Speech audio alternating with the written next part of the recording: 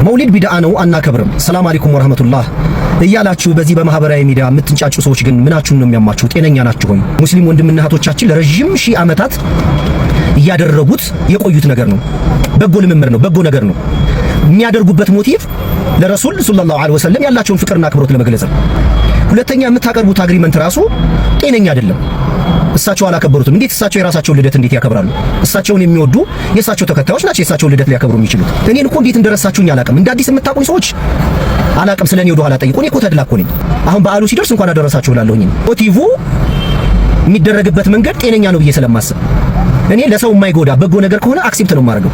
ለሰው የሚጎዳ ግን ከፍጥረት ስርዓት ጋር የሚጋጭ ነገር ግን ማንኛውንም ነገር አልቀበልም። ስለዚህ መውሊድ ቢድዓ ነው አይባልም፣ ነውር ነው። ስርዓት ያዙ። ቢስሚላህ አልሐምዱሊላህ ወሰላቱ ወሰላሙ ዐላ ረሱሊላህ። እንግዲህ ወንድማችን ተድላ እንደምትመለከቱት በተለያዩ ሸሪዓዊ ጉዳዮች ላይ ሳይቀር እንደዚህ አይነት ድፍረት የተሞላባቸው ንግግሮችን እንደውም ደግሞ ስርዓት ያዙ እንደዚህ አይባልም እያለ በዲኑ ላይ የሚባለውንም የማይባለውንም ሸሪዓዊ ጉዳዮች ላይ የተለያዩ አስተያየቶችን ሲሰጥ እናስተውላለን። ብዙ ጊዜ ሰውየው እንዳስተዋላችሁት በጣም በነገራቶች ላይ ደፋርና የተለያዩ ርዕሶች ላይ የተሰማውን እንጂ በእውቀት እንደማያወራ በዲኑ ላይ ትንሽ ግንዛቤ ያለው ሰው እንኳን የሚያስተውለው ግልጽ የሆነ ነገር ነው። ይህንን ወንድማችን በሁሉም ነገር ላይ ምንድነው እንደዚህ ደፋር ያደረገው? እንዴት በእንደዚህ አይነት ርዕሶች ላይ ስሱ ሊናገር ይችላል ብላችሁ ሁሉ የምትደነግጡባቸው ርዕሶች ላይ ሲናገር ታስተውላላችሁ። ለምንድነው ይሄ ሆነው ብላችሁ ስታስተውሉ ተድላ ወንድማችን ራሱን ከፍተኛ ጣራ ላይ መስቀሉና ከዛ ከተሰቀለበት ነገር አሁንም ማውረድና ዝቅ ማለት ትንሽ ስለከበደውና የነፍስያ ጣጣ ስለያዘው ነው። ነገር ግን ወንድማችን አሁንም ብዙ ነገሮችን ሳታበላሽ ራስክን ከሰቀልክበት ነገር ወረድ በልና ዝቅ ብለህ ተማር። ለእንደዚህ አይነቱ የነፍስያ በሽታ ነፍስህን ረገጥ አድርገህ ዝቅ አድርገህ አሳያት። ዝቅ ብለህ ተማር። ዲንህን በደንብ እወቅ። ሸሪዓዊ እውቀትን በደንብ በጥቅል መልኩም በዝርዝር መልኩም በደንብ ተማር። የተሰማህን ሁሉ ሳይሆን በእውቀት ላይ ብቻ አውራ። የማይመለከቱህ ጉዳዮች ላይ እውቀት የሌለብህ ጉዳይ ላይ አትናገር፣ ዝም በል። ይህንን አይነት ንግግር እኔ ብቻ አይደለሁም የተለያዩ ወንድሞችም እየነገሩህ ነው። በኮሜንት ላይም በጣም ብዙ ሰዎች እየጻፉልህ ነው። ነገር ግን ማንንም እንደማትሰማ በብዙ ተግባራቶችህ እያሳየህ ነው። ይህ የምን በሽታ ነው? ለራስህ የሰጠኸው ከፍተኛ ቦታ ነው። ደካማ መሆንክን ማወቅ አለብህ። ገና ዲን አልኢስላም ላይ ጀማሪ ሰው መሆንክንም ማወቅ አለብህ፣ መማር አለብህ። አለበለዚያ ወንድማችን ከምታስተካክለው የምታበላሸው ነገር እየበዛ ነው። አጠገብህና ዙሪያህ ላይ ያሉ ዑለሞች ዝም ብለው የሚመለከቱህ ትክክል ነህ ብለው አይደለም። ያለህ ድፍረት ለነገራቶች ያለህ ፍጥነት ቢናገሩ ሌላ ነገር ደግሞ እንዳታበላሽ ራቅ ብለው መጠበቃቸው እንጂ አንተ ትክክል ሆነህ አይደለም ዝም እያሉ ያሉት። ስለዚህ ወንድማችን እባክህ ራስክን ከሰቀልክበት ነገር ወረድ በልና ዝቅ ብለህ የተወሰነን ጊዜ አሳልፍ። ይህንን ያልኩበት ምክንያት ንግግሩ ላይ እንደሰማችሁት እኔን እኮ ረስታችሁኝ ነው አላወቃችሁም ተድላ እኮ ነኝ ምናምን እያለ ሲናገር በዚህ መልኩ ሰምታችሁታል። እኔን እኮ እንዴት እንደረሳችሁኝ አላቅም። እንደ አዲስ የምታውቁኝ ሰዎች አላቅም። ስለኔ ወደ ኋላ ጠይቁ። እኔ እኮ ተድላ እኮ ነኝ። ማንስ ብትሆን እኛ ምን አገባን? ተድላ ታዲያ ምንድነው አንተ? ተድላ ማለት አንድ ግለሰብ ነው፣ ሌላ እኮ ምንም አይደለም። እኔ እኮ ተድላ እኮ ነኝ። ተድላ እኮ ነኝ አልክ። ተድላ ምንድነውና ምንድነህ እናንተ? ምናውቅህ በነገራቶች ላይ ደፋር መሆንክን ነው። ያለ እውቀት በነገራቶች ላይ በድፍረት መናገርክን ነው። ድፍረት ደግሞ የሚጠቅምበት ቦታ አለ፣ የማይጠቅምበት ቦታ አለ። እንደዚህ አይነት ቦታዎች ላይ በድፍረት አይመጣም፣ እውቀት በድፍረት አይመጣም። ብዙ ጊዜ ንግግሮችህ ላይ ድንቁርና ትላለህ። ከዚህ በላይ ድንቁርና አለ እንዴ? መቼ ነው ከእንደዚህ አይነት ድንቁርና የምንነቀው? ወንድማችን አላስተዋልከውም እንጂ ከፍተኛውን ድንቁርና ያስከው እኮ አሁን አንተ ነህ። በተራ ሰዎች ላይ አይደለም በታላላቅ ዑለሞች ላይ ሰፊ ልዩነት ያለበትን የቢድዓን ጉዳይ አንተ ዛሬ መጣህ ልታስተካክል ነው እንዴ? ስርዓት ያዙ እንደዚህ አይባልም ምናምን ብለህ ተቆጥተህ በዚህ መልኩ የምትናገረው ምን እውቀት ኑሮህ ነው? በዚህ ላይ አንተ ወንድማችን አሁንም ተረጋግተህ ሰበው። ከዚህ በላይ ድንቁርና የለም ማለት። ይሄንን ቃል እኔ መጠቀምም አልፈልግም ነበር፣ ብዙ ጊዜ ስለምትደጋግመው ነው። ድንቁርና ትላለህ። ድንቁርና ማለት እኮ ይሄ ነው እኮ። ይሄ አይን ያወጣ ድፍረትህ ብለህ ደግሞ ምን ላይ ያደረሰህ የቢድዓ ጉዳይ ላይ ደግሞ ሁክም ልሰጠን መጣህ። ደግሞ እዚህ አይባልም ይሄ ነው የሚባለው። እኔ ማንኛውም የማይጎዳ ነገር ከሆነ ተፈጥሮ ጋር የማይጋጭ ከሆነ አክሴፕት ነው የማደርገው።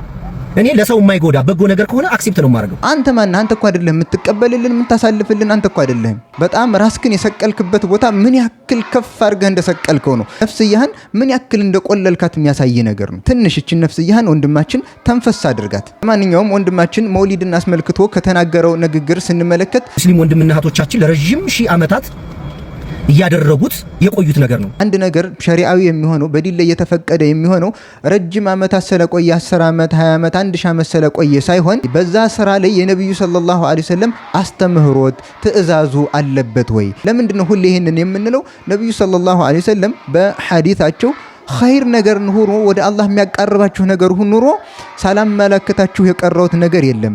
መጥፎ ነገር ኑሮ ደግሞ ወደ ከአላህ ጋር የሚያጣላችሁ ነገር መጥፎ ነገር ኑሮ ሳላስጠነቅቃችሁ የሄድኩት ነገር የለም። ሁሉንም ነገር ግልጽ አድርጋለሁ ብለው ተናግረዋል። በሌላም ሐዲታቸው ነብዩ ሰለላሁ ዐለይሂ ወሰለም የኔ ትእዛዝ የሌለበትን ስራ አትስሩ ብለው ከልክለዋል። መን አሚለ አመለን ለይሰ ዐለይሂ አምሩና ፈሁወ ረዱን ብለው ተናግረዋል። ሆነን ዒባዳ አምልኮት ብለህ ለመፈጸም የነብዩ ሰለላሁ ዐለይሂ ወሰለም ትእዛዝ ያስፈልገዋል። ለዚህ ነው ይህ ተግባር የነብዩ ትእዛዝ የለበትም ብለን የምንቃወመው ማለት ነው። በእርግጥ ንግግራችንን በስነ ስርዓት ማቅረብ ይጠበቅብናል። ይሄ ሲባል መውሊድን የተቃወመ ሁሉ በትክክለኛ መልኩ ተቃውሟል ሊባል አይችልም። ምክንያቱም አንዳንዱ ስርዓት በሌለው መልኩ ሊቃወም ይችላል። ልክ አንተ አሁን ሐሳብክን ስርዓት በሌለው መልኩ እንደገለጽከው ማለት ነው። ሌላው መውሊድን የሚቃወሙ ሰዎች የሚያቀርቡት ማያሳምን ነገር አለ ብሎ የጠቀሰው ምንድነው? እንዴት እሳቸው የራሳቸውን በዓል ሊያከብሩ ይችላሉ አለ። የምታቀርቡት አግሪመንት ራሱ ጤነኛ አይደለም። እሳቸው አላከበሩትም። እንዴት እሳቸው የራሳቸውን ልደት እንዴት ያከብራሉ? እንዴት አይችሉም? ማስተማር ከተፈለገ ለምን አይቻልም? አብረው ከሷሃቦች ጋር አመታትን ኑረዋል አይደለ? ባኖርበት ሰዓት የኔን መውሊድ ማክበር አለባችሁ ብለው ሸሪዓዊ ድንጋጌ ያደርጉታል። ከዛም በኋላ በምታከብሩ ጊዜ እነዚህ ነገሮች መደረግ አለባቸው። የሚቀራ ቁርአን ካለ የሚባል ነገር ካለ ይሄ ይባላል። የሚያስፈልገው ነገር ካለ መሟላት ያለበትን መስፈርት ነግረው በዝርዝር አጽድቀውልን ይሄዱ ነበር። እንዴት አያከብሩትም? አንድ ሰው የራሱ ልደት ማክበር ምኑ ገረመ? በእኛስ የተለመደ ነገር አይደለም። ራስክን እንደ ተራራ እንደዚህ መቆለልህ ነው እንደዚህ አይነት ነገሮች ላይ እንድትሳሳትና በጣም ነገራቶች ላይ ደፋር እንድትሆን ያደረገ። ትንሽ ዝቅ በል። ከዚህ በፊትም ተደጋጋሚ ተናግሬ ያለሁኝ ዝቅ ብለህ ተማር፣ ገና ይቀራሃል። ዲን ላይ በጣም እያበላሸህ ነው። ሸሪዓን እያበላሸህ ነው። አትግባ፣ በዚህ አይነት ርዕስ አትግባ፣ አንተ ይቀራሃል። ገብቶናል። በጣም ደፋር ነህ፣ ሲበዛ በጣም ደፋር ነህ። ግን ሸሪዓ ላይ ድፍረት አይጠቅምም ወንድማችን። ሸሪዓ በድፍረት አይሆንም። እኔ እንዴት እንደረሳችሁኝ አላውቅም ምናምን ትላለህ። እኔን እኮ እንዴት እንደረሳችሁኝ አላውቅም። አንተ ማን ነህ? ተድላ እኮ ነህ። ሌላ ምንድነህ? ነብይ ነህ? መላእክት ነህ? ምንድነህ? የምትታወቅበት አንድ ነገር ቢኖር ድፍረት ነው። ድፍረት ደግሞ ሁሉ ጠፍቶት አይደለም፣ ግን ቦታ ይመረጥለታል ለድፍረት። እንደዚህ አይነት አይና ያወጣ ድፍረት ያለ ቦታው ሲሆን ደግሞ ትልቅ ብልሽትን ያመጣል። ልክ አንተ አሁን ሰዎችን እያወዛገብክና እያጨቃጨክ እንዳለ ሁሉ ማለት ነው። በምን ምክንያት? ያለ እውቀትህ ገብተህ ቢድዓ ላይ ትንታኔን ሁክምን ልትሰጠን ማለት ነው።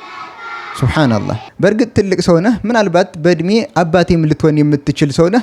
ግን ምንም ማድረግ አልችልም። በዚህ አይነት መልኩ ሸሪዓ ላይ ገብተህ ነገራቶችን ስታበላሽ ደግሞ ዝም ብሎ ማየቱ ትንሽ ይከብዳል። ከዛም በጣም ያሳቀኝ ነገር ማለት በቃ ራስክን እንደሌላ ነገር ማየትህና ሰዎች አንተን እንደሚጠባበቁህ ማሰብህ ማለት ነው።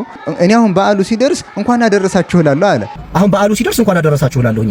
የፈለግከው ማለት ትችላለህ። እንኳን አደረሳችሁ ማለት አብረህም ማክበርኮ ትችላለህ። እኛ እየተቃወምን ያለነው ያለ እውቀት እንደዚህ ገብተህ ነገራቶችን ማበላሸት ነው እንጂ ከዛ ውጭ የፈለግከው ማድረግ ትችላለህ። ተድላ ለመውሊድ በዓል እንኳን አደረሳችሁ አለ ተብሎ የሚጨመር የለ የሚቀነስ የለ። ምን ለውጥ ያመጣል? ያንተ እንኳን አደረሳችሁ ማለት አሁን በዓሉ ሲደርስ እንኳን አደረሳችሁ እላለሁኝ። አንተ እንኳን አደረሳችሁ አልክ አላልክ፣ መውሊድ ላይ ምን የሚቀንሰው ምን የሚጨምረው ነገር አለ? መውሊድ ከተሰጠበት ሁክም ምን የሚቀንሰው ምን የሚጨምረው ነገር አለ? ያንተ እንኳን አደረሳችሁ ማለት አለ ማለት እንዴት ነው? ራስክን እያሰብኩ ያለሁ የሆነ ዲኑ ላይ የምትቀይረው የምትቀንሰው ነገር ያለ ይመስላል? እንኳን አደረሳችሁ ማለት አይደለም፣ አብረህ ማክበር እኮ ትችላለህ። እኛ የምንቃወመው ያ ተግባር ትክክለኛ ስራ እንዳልሆነ በትክክለኛ ማስረጃዎች መናገር ብቻ ነው። እንኳን ያንተ እዚህ የመውሊድ በዓል ላይ እንኳን አደረሳችሁ ማለት አንዳንድ ሰዎችን አላየህም እንዴ? ለክርስትና በዓል ከኢስላም ውጭ ለሚከበሩ በዓላቶች እንኳን አደረሳችሁ እያሉ በሚዲያ ሲለቁ ምናምን አላየህም? ያ ማለት የነሱ እንኳን አደረሳችሁ ማለት የክርስትና በዓልም ሌሎችም ከኢስላም ውጭ ያሉ በዓላቶች ኢስላም ውስጥ ቦታ እንዲኖራቸውና የተፈቀደ እንዲሆኑ ያደርጋል? በጭራሽ ምንም የሚያንቀሳቅሰው ነገር የለም። አንተ እንኳን አደረሳችሁ ማለት ልክ እንደዛ ነው። አልክ አላልክ የሚያመጣው ለውጥ የለም። ምን ያክል ራስክን እንደሰቀልከው የሚያሳይ ነገር ነው። አሁንም ወንድማችን ነፍስያህን ዝቅ አድርጋት። በጣም ሰቅልህን ያስካት። ራስክን የሰቀልክበት ቦታ በጣም ከፍ ስለራቀ ዝቅ ለማለት ለመተናነስ ተቸግረሃል። የተወሰነ ሊያስቸግርህ ይችላል። ነገር ግን እንደምንም ታገል። ነፍስህን አሁንም ዝቅ አድርጋት።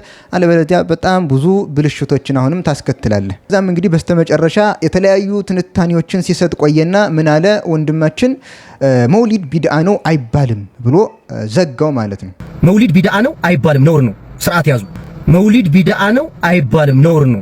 ስርዓት ያዙ። በጣም የሚገርመው የሚያከብሩ ሰዎች ራሱ ቢድዓ መሆኑን ያውቁታል። ባይሆን ቢድዓ ሆኖ ጥሩ ቢድዓ መጥፎ ቢድዓ አለ እያሉ እነሱ ይከፍሉታል እንጂ የሚያከብሩት ራሱ እንዳንተ መውሊድ ቢድዓ ነው አይባልም አላሉ። ቢድዓ መሆኑን በደንብ ያውቃሉ። አንተ ደግሞ የሚያከብሩትንም ተቃርነህ የማያከብሩትንም ተቃርነህ ቢድዓ ነው አይባልም አልክ እና ሱና ልታደርገው ነው። ሱና ስታደርገው ሱና ማለት ደግሞ ምን ማለት ነው? ይሄንንም በደንብ አታውቀው። አጠቃላይ ባላወቅከው ነገር ገብተህ እየዋኘህ ነው ያለው። መውሊድ ቢድዓ ነው አይባልም አለ እና ምን ይባል? ቢድዓ ማለት የሆነ ስድብ መስሎህ ነው? መውሊድ በዓልን የሚያከብሩ ሰዎች ራሱ ቢድዓ ነው ግን ጥሩ ቢድዓ ነው ብለው ነው የሚያከብሩት። ሱብሃንአላህ። እንደዚህ ነው የሆነ እውቀት የሌለህ ቦታ ላይ ስትገባ በጣም ብዙ ጉድን ነው ይዘህ የምትመጣው። ምንድነው እንደሚሉት ኢዛ ደኸለ الرجل في غير فنه አታ ቢልዓጃኢብ ይላሉ። ሰውየው ያለ ዘርፉ የሆነ ጉዳይ ላይ ሲገባ በጣም አጃኢብ የሆኑ ጉዶችን ይዞ ይመጣል እንደተባለው አንተም ያለ ዘርፍህ ገብተህ ብዙ ጉዶችን እያሰማህን ነው። ነስአሉላህ ሰላመተ ወልዓፊያ። አላህ ማስተዋሉን ይስጥህ።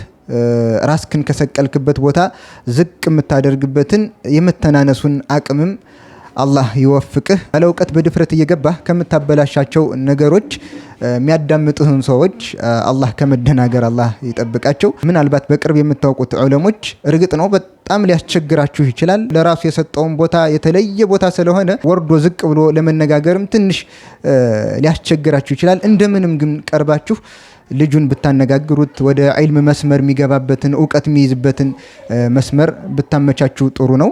ይሄ ዙሪያው ላይ ላሉ ዑለሞችና ዳዒዎች የምሰጠው መልእክት ነው። ከዛ በተረፈ አሁንም እንደመጨረሻ ያለ እውቀትህ አትግባ እንምለው። ወሰላሙ አለይኩም ወራህመቱላሂ ወበረካቱ።